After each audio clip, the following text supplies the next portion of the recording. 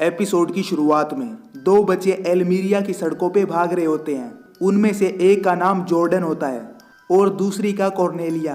काफी लोग उन दोनों का पीछा कर रहे होते हैं, तो वो दोनों सड़क से नीचे उतर के सीवर में जाके छुप जाते हैं। कॉर्नेलिया के मुंह पर काफी सारा खून लगा होता है, वहीं जॉर्डन के पेट पे चोट लगी हुई थी। तो कॉर्नेलिया चोट वाली जगह को छूने लगती है, तब उसकी उंगलियों पे खून लग जाता है और वो उसे चाटने लगती है। ये देखकर जॉर्डन थोड़ा हैरान हो जाता है, क्योंकि वे एक दूसरे से कुछ देर पहले ही मिले थे। इसके बाद पुलिस स्टेशन का सीन दिखाया जाता है, जिसमें इंस्पेक्टर तियो का मूड ऑफ था। वो एक दूसरे पुलिस वाले सोरोचे से बात कर रहा था कि हम इस पुलिस स्टेशन से अगले हफ्ते निकलने वाले हैं। फिर दोनों नाइट ड्यूटी पे चले जाते हैं। वहाँ कॉर्नेलिया जॉर्डन के लिए कुछ जड़ी बूटी लेकर आती है और वो उसके घाव पर लगा देती है। जॉर्डन पूछता है कि तुमने ये सब कहाँ से सीखा, लेकिन कॉर्नेलिया कोई जवाब नहीं देती। तब दोनों को खोजते हुए वो लोग आ जाते हैं जो उनका पीछा कर रहे थे, लेकिन तभी दोनों छुप जाते हैं और फिर वो लोग वहाँ से चले जाते हैं। कॉर्नेलिया ने पूछा कि वो तुम्हें मार क्यों रहे थे। जॉर्डन ने जवाब दिया, मुझे नहीं पता, वो हमेशा मारते हैं। वो बहुत दारू पिया करते थे। अब मुझे उनकी फिक्र करने की ज़रूरत नहीं है। जो भी हुआ उसके बाद मुझे उनकी मौत का कोई गम नहीं है। तुम थोड़ा आराम कर लो और फिर हम यहाँ से चलेंगे। इसके बाद जब जॉर्डन अपनी आंखें खोलता है तो उसने देखा कि कॉर्नेलिया की तबीयत खराब हो रही है। उसके मुंह से खून आ रहा था और फिर वो अजीब आवाज़ें निकालने लगती है और उसका चेहरा भी अजीब सा दिखाई देने लगता है। ये देखकर जॉर्डन काफी डर जाता है। कॉर्नेलिया इतनी जोर से चिल्लाई कि उसकी आवाज़ उन लोगों ने भी सुन ली और वो वापस नीचे सीवर की तरफ आने लगते हैं। इसके बाद कॉर्नेलिया ने कहा कि मुझे खून चाहिए, मुझे खून पीना है, अगर नहीं पिया तो मैं मर जाऊंगी, लेकिन तुम यहाँ से चले जाओ। तो जॉर्डन ने कहा, मैं तुम्हें छोड़ के नहीं जा सकता, उठो, हम साथ में चलते हैं। फिर जॉर्डन उसे अपनी पीठ पे उठा के ले जाता है। तभी वो लोग उन्हें देख लेते हैं और उनका पीछा करने लग जाते हैं। थोड़ी दूर जाने के बाद दोनों दीवार पे चढ़ने लगते हैं, लेकिन तभी एक आदमी बाइक से उतर के जॉर्डन के पैर को पकड़ने लगता है, लेकिन वो उसे लात मार के गिरा देता है और फिर दोनों दीवार के दूसरी तरफ ग्रीन हाउस में पहुंच जाते हैं। उससे बाहर निकलने के बाद उन्हें एक गाड़ी दिखाई देती है, तो दोनों उस पर बैठकर चले जाते हैं। रास्ते में जॉर्डन कॉर्नेलिया से बातें करता है ताकि वो होश में रहे। वो उसे बताती है कि मैं सर्बिया से हूँ, लेकिन उसकी तबीयत और खराब होने लगती है। आगे रास्ते में एक आदमी अपना ट्रक साइड में लगा के फोन में सिग्नल ढूंढ रहा था और जॉर्डन गाड़ी चलाते हुए उसकी तरफ आ रहा था। उस आदमी ने रुकने के लिए कहा, लेकिन जॉर्डन ने उस आदमी के ऊपर गाड़ी चढ़ा दी और उसकी मौके पे ही मौत हो गई।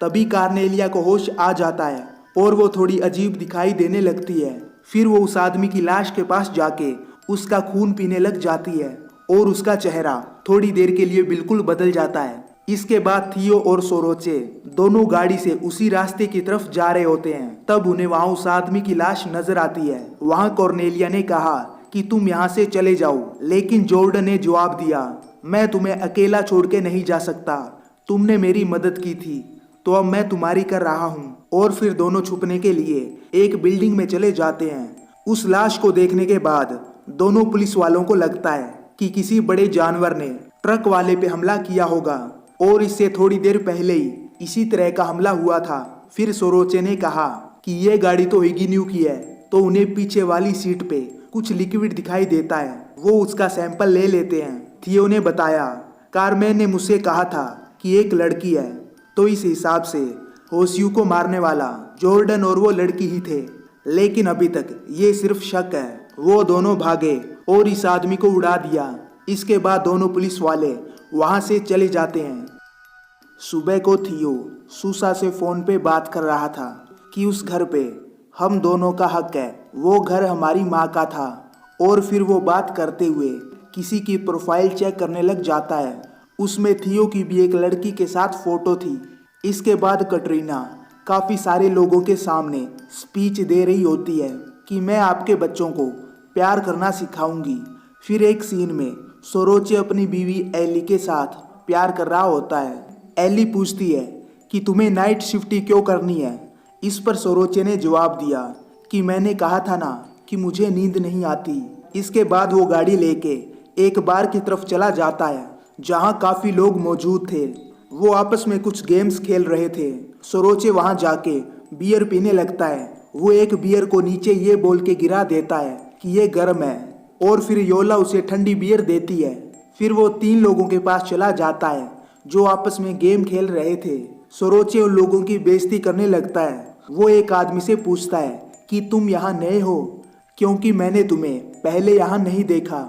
फिर वो उसकी पॉकेट चेक करके कहने लगता है कि तू मेरे साथ पुलिस स्टेशन आएगा, देखते हैं तेरे डॉक्यूमेंट्स पूरे हैं या नहीं। और सरोचे उसे अपने साथ ले जाने लगता है, लेकिन तब वहाँ बार की ओनर योला उसे रोकती है। तब एक इब्राहिम नाम के आदमी ने कहा कि तुम ऐसा नहीं कर सकते। सरोचे ने जवाब दिया, कौन बोला? तो इब्राहिम ने कहा, मेरे पास मेरे पेपर है और मैं यहीं का हूँ, तुम्हारी तरह तू क्या कर लेगा? और फिर सरोचे उसके हाथों में हथकड़ी लगा के उसे अपने साथ ले जाता है। तब योलो वहाँ आके उसके मुंह पे थूक देती है। कैटरीना के स्पीच देने के बाद उसके साथ काम करने वाले लोग पैसे गिन रहे होते हैं। कैटरीना एक रूम में जाती है जहाँ पर कई स्नेक रखे हुए थे, लेकिन सामने एक बड़े से स्नेक की मूर्ति बनाई हुई थी। तो कैटरीना बार बार बोलने लगती है, ये अपने साथ सबकी मौत लेके जाएगा। और फिर उसे कुछ होने लगता है जैसे उसके अंदर किसी की आत्मा आ गई हो। साथ में वो जोर से चिल्लाने भी लगती है। वहाँ सरोचे इब्राहिम को एक अनजान जगह पर ले आया था और कहने लगा, मार मुझे, डर मत, बोला ना मार मुझे। तो इब्राहिम ने उसके गालों पे मारा। सरोचे बस यही चाहता था। इसके बाद वो इब्राहिम को जोर जोर से मारने लगता है। फिर रात में सरोचे और थियो गाड़ी से जा रहे होते हैं। एक औरत ने फोन करके बताया कि यहाँ बहुत बड़ी मुसीबत आ गई है, तुम होसुई और कारमेन के घर जल्दी आ जाओ। वहाँ पर पहले से ही काफी लोग मौजूद थे। सरोचे और थियो के आने पर लोग उन पे गुस्सा करने लग जाते हैं। इसके बाद सरोचे इन्वेस्टिगेशन करने लगता है। होसुई के चेहरे पे किसी के पंजे के निशान थे और उसे बुरी तरह से मारा गया था। उधर थियो होसुई की वाइफ कारमेन से पूछताछ कर रहा था कि बताओ यहाँ पर क्या हुआ। तो कारमेन ने बताया कि होसुई जॉर्डन को बहुत जोर जोर से मार रहा था। मैंने उन्हें अलग करने की कोशिश की, लेकिन वो नहीं हुए। फिर मैं घर के अंदर चली गई, तो जब मैंने बाहर आके देखा तो जॉर्डन के साथ एक बच्ची खड़ी थी। फिर सरोचे होसुई की लाश को पुलिस स्टेशन ले जाने को कहता है। तभी एक बाइक वाला आके उसको परेशान करने लगता है। सरोचे को काफी गुस्सा आता है, लेकिन थियो उसे शांत रहने को कहता है। इसके बाद एक सीन में कई औरतें मशाल लेकर खड़ी थी और उनके बीच में कैटरीना थी। वो एक बॉक्स में से स्नेक को निकाल के उसे खाने लगती है और उसके बाद उसकी आंखों और मुंह से रोशनी निकलने लगती है, जिसकी वजह से मौसम पूरा बदलने लग जाता है। इसके बाद एक पुराना सीन दिखाया जाता है जिसमें कॉर्नेलिया की माँ ने उससे कहा कि तुम्हें यहाँ से जाना होगा और तुम्हें बहुत ज्यादा भूख लगेगी। तुम्हें क्या करना है, तुम्हें वो जल्दी पता चल जाएगा। वो मुझे मारने यहीं आने वाले हैं। अगर उन्होंने तुम्हें देखा तो वो तुम्हें भी मार देंगे। इसके बाद जॉर्डन अपने दोस्तों के साथ बाइक पे जा रहा था। वो तीनों एक जगह जाते हैं तो जॉर्डन को छोड़ के बाकी दोनों माल पीने लगते हैं। फिर वो मोबाइल शॉप पे चले जाते हैं। जॉर्डन वहां से मोबाइल चोरी करता है और उसके दोस्त दुकान वालों को बातों में उलझाते हैं, लेकिन उसको चोरी का पता चल जाता है तो सिक्योरिटी वाले उनका पीछा करने लगते हैं। काफी भागने के बाद वो जॉर्डन को पकड़ लेते हैं। तब एक आदमी जॉर्डन की आईडी दे के बोला कि तू तो पहचान वाला निकला, मैं तेरे पापा होसुई को जानता हूँ। तू तो एक अच्छा लड़का है, लेकिन तू इन लफंगों के साथ क्यों घूम रहा है?